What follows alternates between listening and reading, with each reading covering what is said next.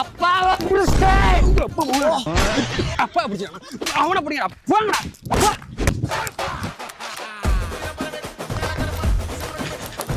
எங்க ஓட? புடா வளைஞ்சு புடா. புடாயிட்டானே.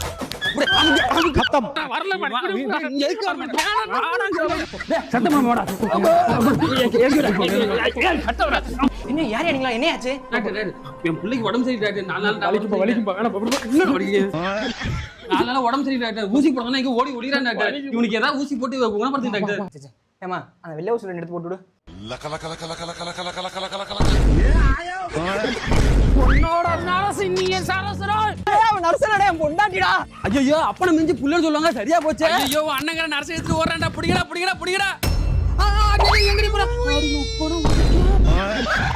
இப்படியும் நடக்கும் என்று எவருக்கு இங்கே தெரியும்?